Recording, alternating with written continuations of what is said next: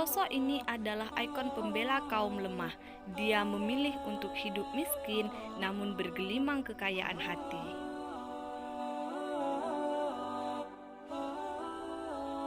Baginya, Islam dan titah Rasulullah SAW mutlak diikuti tanpa kompromi.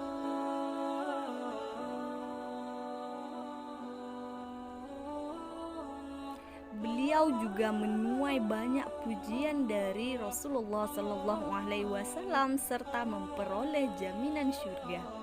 Dialah Abu Dzar Al-Ghifari.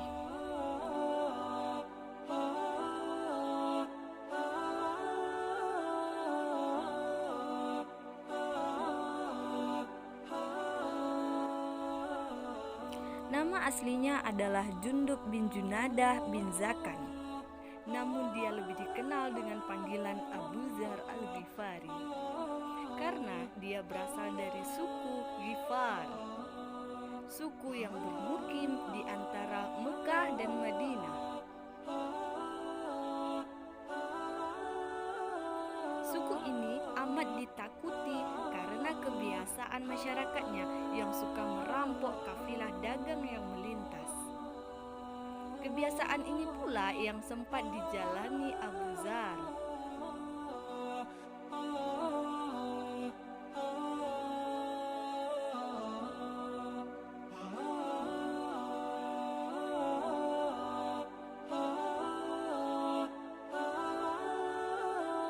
Saat kaum Quraisy Mekah dihebohkan kabar seorang bernama Muhammad SAW yang mengikrarkan diri sebagai Rasul utusan Allah, Abu Dzar tergerak untuk mencari kebenaran berita itu.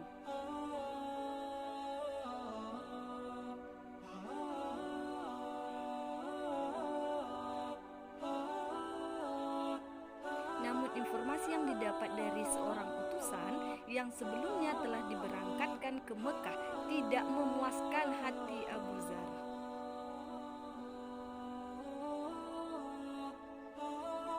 Maka ia pun memutuskan untuk berangkat sendiri ke Mekah, mencari sendiri kebenaran kabar tersebut.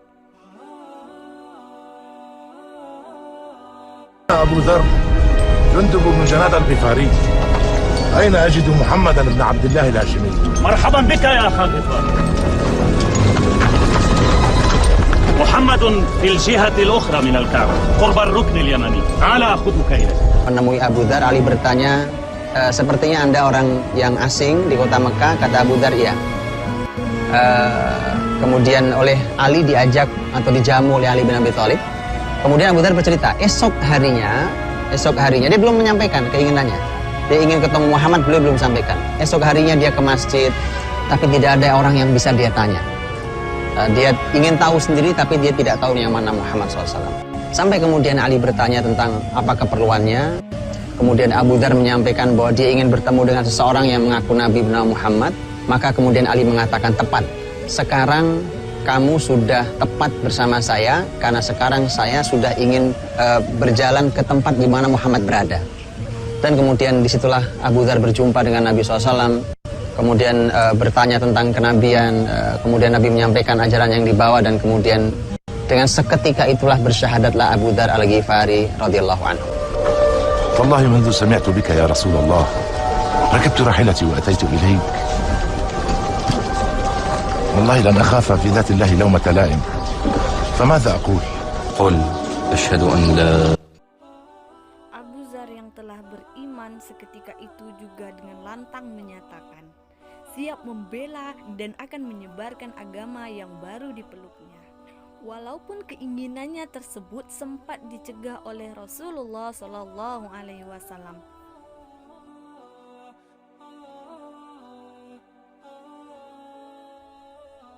Abu Dzar yang tak kenal takut justru bertindak nekat dengan mengumumkan keislamannya di tengah-tengah kota Mekah.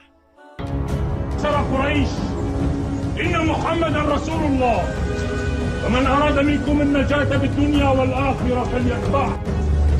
يا معشر قريش يا معشر قريش إن محمدا رسول الله.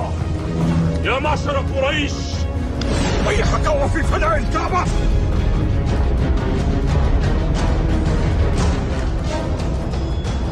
Sebuah tindakan yang tentu saja sangat beresiko dan memancing amarah kafir Quraisy.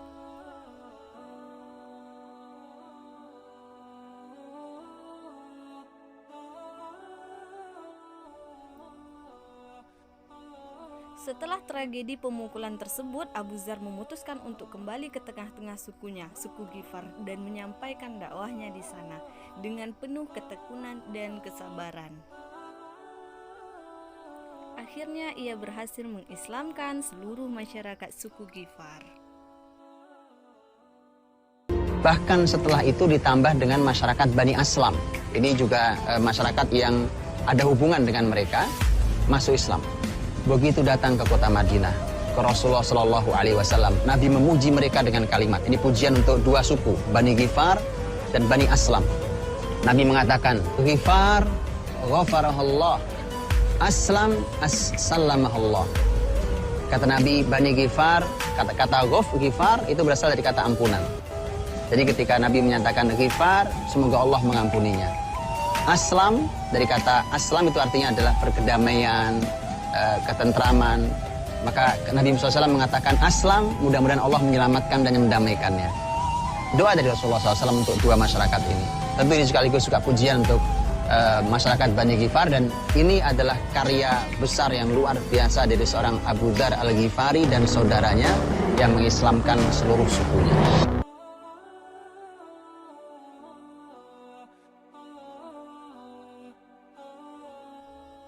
Perjuangan Abu Dzar tidak cukup berhenti sampai di situ. Bersama Rasulullah SAW dan kaum muslimin, ia selalu berada di barisan terdepan garda pembela Islam. Perang Tabuk menjadi salah satu bukti kesetiaannya kepada Rasulullah SAW. Perang di tahun 9 Hijriah ini terjadi di tengah kondisi cuaca yang ganas, ditambah gangguan dari kaum munafik.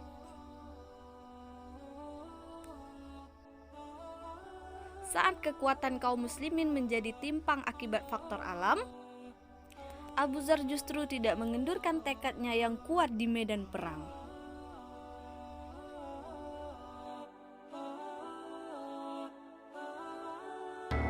Sepanjang perjalanan yang jauh ke arah Tabuk itu, para sahabat selalu berkata dengan Rasulullah SAW, langsung selalu berkata pada Rasul, ya Rasulullah, fulan tidak ikut. Ya Rasulullah, fulan tidak ikut, fulan tidak ikut. Jadi sahabat berhitung, itu artinya saking banyaknya orang yang tidak ikut di dalam perang Tabuk saat itu. Tapi Nabi mengeluarkan sebuah kalimat. Kata Nabi, kalau dia orang baik, pasti Allah susulkan kepada kita. Kalau dia orang tidak baik, Allah telah mengistirahatkan kita dari keberadaan mereka. Salah satu yang tidak terlihat di rombongan adalah Abu Dzar Al-Ghifari radhiyallahu anhu. Kemudian ada orang yang mencoba mengeluarkan sebuah kalimat tidak baik tentang Abu Dzar, bahwa Abu Dzar malas, tidak mau berangkat. Dibela oleh sahabat lain, tidak mungkin. Abu Dzar orang mulia, Abu Dzar orang soleh, pasti dia akan hadir bersama kita. Dalam perjalanan itu kemudian terlihat seseorang berjalan sendirian, terlihat dengan keledai yang sudah yang tidak berdaya, yang lemas, yang tidak kuat berjalan. Kemudian Nabi SAW mengatakan, Kun Abu Dzar. Kata Nabi, ini Abu Dzar. Belum terlihat, tapi dari jauh kata Nabi, itu Abu Dzar. Dan benar, begitu mendekat itu orang adalah Abu Dzar Al-Ghifari radhiyallahu anhu. Dan Nabi SAW saat itu menyampaikan sebuah kalimat. Inilah kalimat yang akan menjadi bukti di akhir kehidupan Abu Dzar. Kata Nabi, tamshi wahdak wa tamutu wahdak wa tub'atsu wahdak. Kamu berjalan sendiri wahai Abu Dzar, sendirian di dalam perjalanan. Kau akan meninggal sendirian dan kau kelak akan dibangkitkan juga sendirian. Perjalanan sendiri sudah terjadi di perang Tabuk. Kemudian Abu Dzar meninggal, di ujung hidupnya benar-benar meninggal sendirian di negeri yang terasingkan. Dan kemudian Abu Dzar Al-Ghifari kelak di sisi Allah akan dibangkitkan sendiri.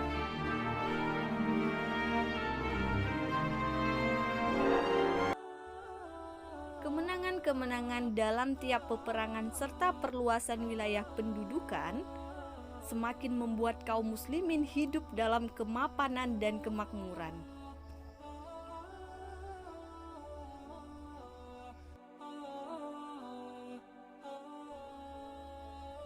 Namun tidak dengan Abu Dzar, justru ia menyumbangkan seluruh kekayaan jihadnya dan memutuskan untuk hidup sederhana. Tak ada sedikit pun harta yang diinginkannya kecuali makanan secukupnya untuk kehidupan sehari-hari.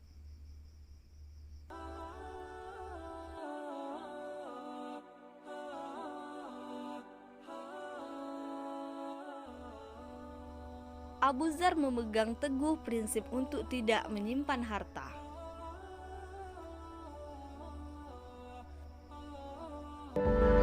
Dia beristighfar seperti itu karena siapapun yang menyimpan harta untuk persediaan esok, sekian hari, sekian tahun, sekian, itu adalah orang yang hilang tawakalnya. Orang yang cacat tawakalnya, artinya cacat imannya. Sehingga Abu Dzar ingin mengatakan, apalagi ada hadis Nabi, Abu Dzar orang itu mendengar nasihat Nabi itu sangat dalam dirinya. Nabi pernah bersabda, "Kalau annakum tawakkaluna 'ala Allahi haqqa tawakkulih, la razaqakum kama yarzuqut thair, yaghdu khimasa wa yaruhu bitana." Kalau kalian bertawakal dengan sebenar-benar tawakal, kalian akan mendapatkan rizki dari Allah sebagaimana Allah anugerahkan rizki pada burung. Burung itu pagi hari pergi perut kosong, sore hari pulang perutnya sudah penuh dan kenyang. Abu Dzar menilai hadis Nabi SAW itu bahwa siapapun yang menyimpan makanan dianggap bahwa kurang tawakalnya pada Allah Subhanahu wa Ta'ala.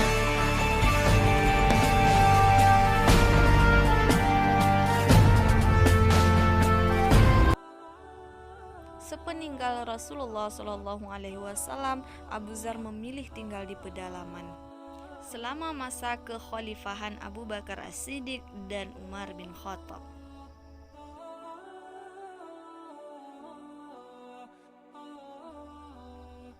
Saat kursi kekhalifahan bergulir pada Utsman bin Affan, Abu Dzar sempat tinggal di Syam, yang saat itu dipimpin Muawiyah bin Abi Sufyan. Melihat masyarakat Syam yang hidup dalam kemewahan, hati nurani Abu Dzar memberontak.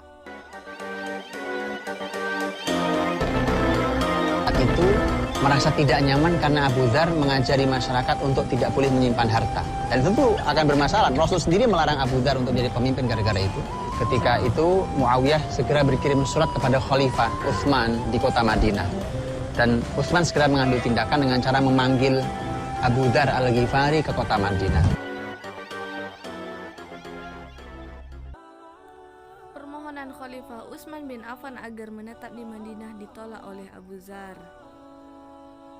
Beliau justru memilih tinggal di Rubazah, sebuah wilayah kosong yang berjarak 200 km dari kota Madinah.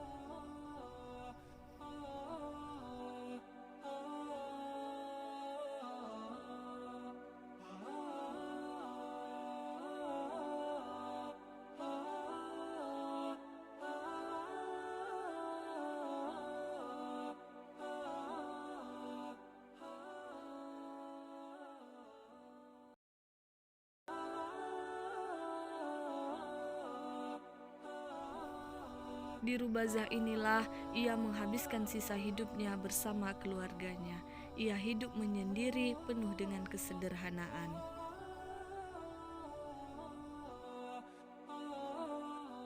Bahkan hingga ajal datang menjemputnya. Abu Dzar tidak memiliki kain untuk mengkafani jenazahnya.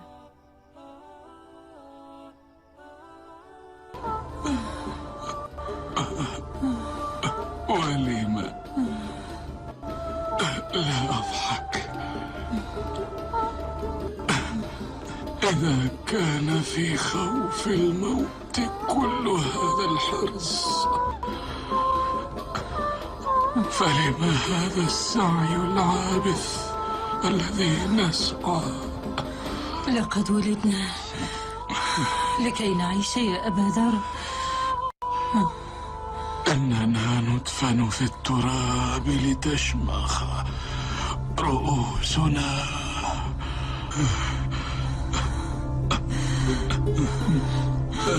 أشهد أن لا إله إلا الله وأن محمدا رسول الله.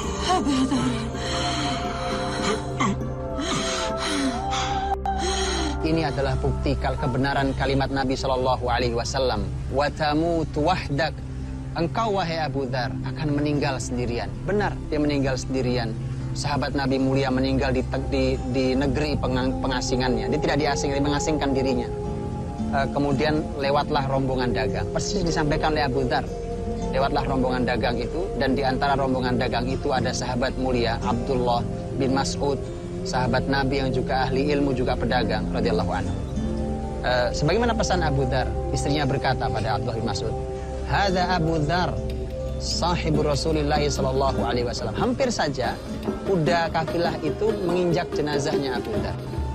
Karena tidak terlihat, dipikir hanya gundukan apa, kemudian hampir saja diinjak. Begitu dikatakan, ini Abu Dzar, sahabat Rasulullah sallallahu alaihi wasallam. Abdullah bin Mas'ud memberhentikan kafilah dagang itu, dan Abdullah bin Mas'ud menangis jenazah Abu Dzar Al-Ghifari. Dan benar seperti kalimat Abdullah bin Mas'ud, benar ya Abu Dzar, bahwa engkau meninggal sendirian dan kelak engkau akan dibangkitkan sendirian. Rahimahullah Abu Dzar Al-Ghifari.